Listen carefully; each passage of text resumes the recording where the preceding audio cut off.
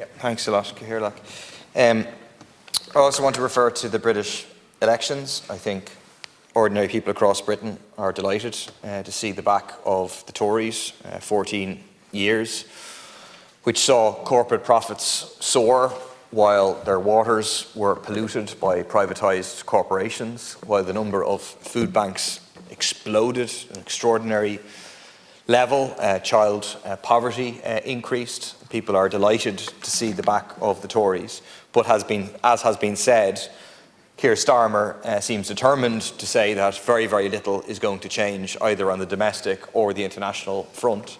I want to focus on the international front because I think part of what made Jeremy Corbyn so offensive to the British capitalist class and traditional establishment is the fact that he was clearly pro-Palestine, against Western imperialism, as against all imperialism, and stood on the side of the oppressed. And Keir Starmer is determined to say, we have a changed Labour Party which is pro-NATO, pro-Israel, infamously in October said that Israel had the right to withhold power and water from Gaza.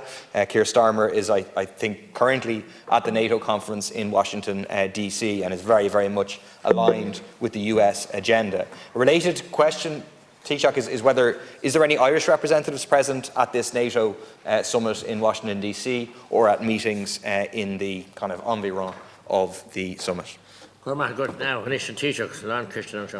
Not that I'm aware of, Murphy, but let me double check that. Not that I'm aware of.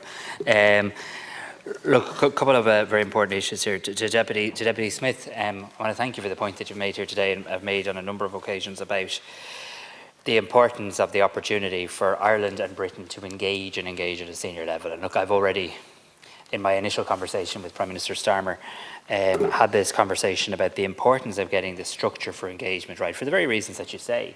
It used to happen almost automatically, that whoever the Irish Taoiseach was would meet whoever the British Prime Minister was by virtue of our membership of the European Union. You'd meet at European councils, you'd meet at other events around that membership of the European Union. That stopped.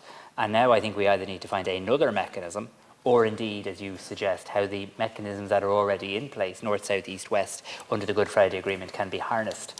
Whether that's the British-Irish Council with senior attendance, whether it's the point you make about senior individuals in the British government attending the British-Irish Parliamentary Association. It's not for me to be prescriptive, but I certainly believe that if Prime Minister Starmer and myself can come to an understanding as to how that structured engagement looks like, I genuinely believe so much good will flow from that. Because we all know, and we're all in politics, we all know that challenge emerges from a lack of dialogue, and issues can become much more entrenched if there aren't formats to talk person to person, counterpart to counterpart. And I really appreciate the fact that Prime Minister Starmer phoned me on his first day in office, that has invited me to Downing Street next week, and I take that as a really good signal of his commitment to that moment of reset in Anglo-Irish relations that I believe we need. On the issue of legacy, and a number of people have mentioned legacy, I mean, the Irish government's position is clear. I think it's a position shared across this House.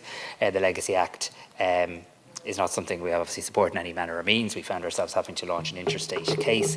Not much that unites all political parties in Northern Ireland. This has.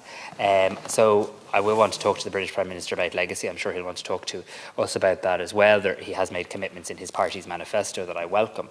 So I won't be prescriptive again because I want to have that dialogue, Deputy O'Murca, directly with the Prime Minister. But there are some principles that I suppose the Irish government would have. Firstly, it has to be victim-centred.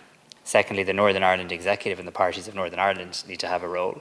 It has to be compliant with the Good Friday Agreement and the processes of the Good Friday Agreement. And of course, it has to be human rights compliant as well. In relation to Dublin Monaghan bombing and the issue that both Deputy O'Murca and I think Deputy Boyd Barrett specifically raised, and indeed Deputy Smith, I was honoured on the 17th of May to attend a commemorative event to mark the 50th anniversary of the Dublin Monaghan bombing and to have the opportunity to meet some of the families of victims and survivors. It is important to recall in this House that the investigation into the Dublin Monaghan bombings remains an open case, just one moment if you don't mind, in this jurisdiction. Gardaí have been assisting the authorities in Northern Ireland in their investigations, and legislation was passed to enable cross-border cooperation with Operation Denton. I understand that the Taoiseach has recently received correspondence, but the fact is the Gardaí are continuing to work with the Police Ombudsman as it proceeds with its wide-ranging work. Now, I don't know who I'll engage with my officials on how best to do that. And on migration policy, I think we have to make sure the common travel area is protected from any abuses, and I think that's the mechanism through which to explore.